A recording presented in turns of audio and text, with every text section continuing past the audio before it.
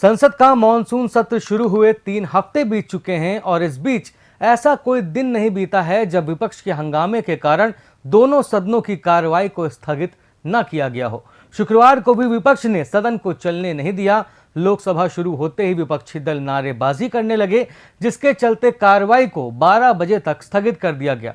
जब 12 बजे वापस से कार्रवाई शुरू हुई तो विपक्ष ने फिर से हंगामा मचाना शुरू कर दिया और 10 मिनट के अंदर ही लोकसभा की कार्रवाई सोमवार तक के लिए स्थगित कर दी गई। लेकिन इन 10 मिनट में केंद्रीय मंत्री किरेन रिजिजू ने विपक्ष की बोलती भी बंद कर दी। दरअसल संसद भवन परिसर में विपक्ष पिछले कई दिनों से गृह मंत्री अमित शाह को सदन में बुलाने की मांग कर रहा है। शुक्रवार को भी उनके पोस्टर लेकर विरोध प्रदर्शन किया गया और सदन में कार्रवाई के दौरान भी विपक्षी अमित शाह को बुलाने और 20 जुलाई को दिल्ली में हुई हिंसा का जवाब मांगने के लिए नारेबाजी करते रहे। प्रश्नकाल महत्वपूर्ण समय होता है। बाबा साहब अंबेडकर जी ने ये विचार दिया था कि देश के अंदर लोकतंत्र को सशक्त और मजबूत करना है तो चर्चा और संवाद ही इसका रास्ता है। मैं आपसे हर बार आग्रह करता हूं, लेकिन आपका आचरण संसदीय मर्यादाओं के अनुरूप नहीं है। इस पर आपको विचार करना चाहिए। सदन चर्चा, संवाद और विशेष रूप से प्रश्नकाल के अंदर माननीय सदस्यों के महत्वपूर्ण प्रश्न के लिए होता है। मेरा आपसे आग्रह, आप प्रश्नकाल चलने दें। आप सदन नहीं चलाना चाहते, ये व्यवहार आचरण आपका उचित नहीं है। आप अपनी सीट पर बैठे प्रश्नकाल चलने दें। सदन की कार्रवाई आज 12 बजे तक के लिए स्थगित की जाती है।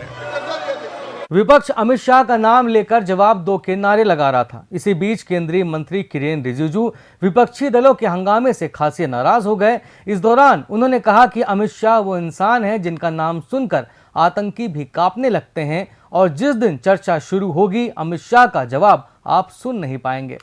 मैं एक बात बहुत क्लियर करना चाहता हूं, ये लोग हंगामा करके गायब हो जाते हैं।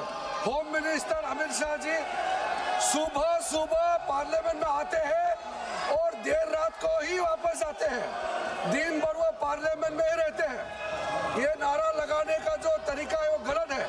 और मैं दूसरी बात बताना चाहता हूँ, होम मिनिस्टर अमित शाह वो इंसान है जिसका नाम सुन करके सारे आतंकवादी उग्रवादी कांप उठते हैं। जिस दिन यहाँ चर्चा शुरू होगी, गृह मंत्री अमित शाह का जब यहाँ जवाब होगा, आप लोग सुन नहीं पाएगा। आप लोग क्या होम मिनिस्टर का नाम लेते हो?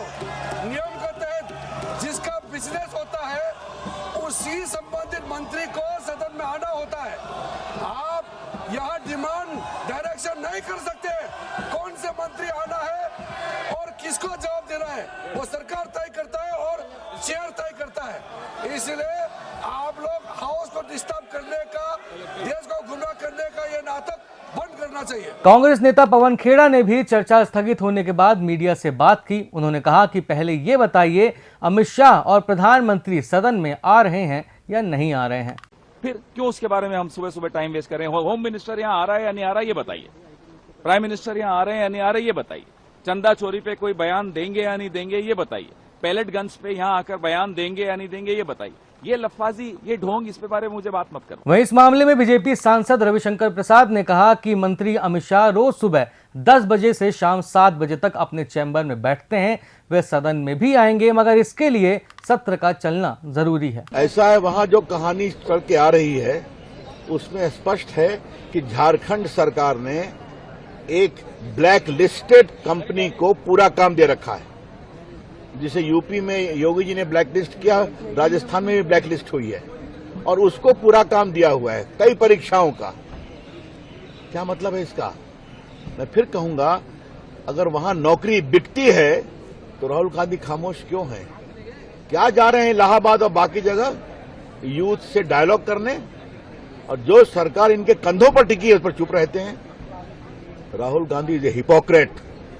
राहुल गांधी का चेहरा दो तरीके का है, यहाँ कुछ वहाँ खामोशी, ये देश देखता है। किरेन रिजिजू ने विपक्ष के हंगामे पर यह भी कहा कि विपक्ष ये तय नहीं कर सकता है कि किस मंत्री को कब आना है और कब उसे क्या बोलना है। उन्होंने फिर से अपनी बात दोहराई और कहा कि जब अमित शाह बोलेंगे तो चुपचाप बैठकर सुनना भी पड़ेगा।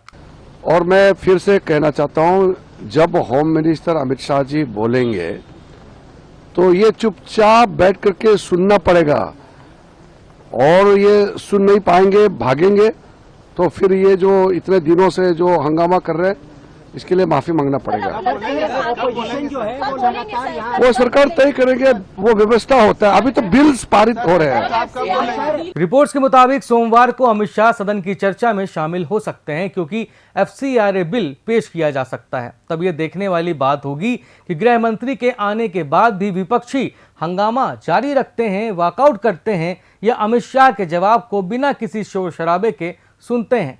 शब्दसाची लोकसभा की कार्रवाई से जुड़ी अहम जानकारियां आप तक पहुंचाने का काम करता रहेगा।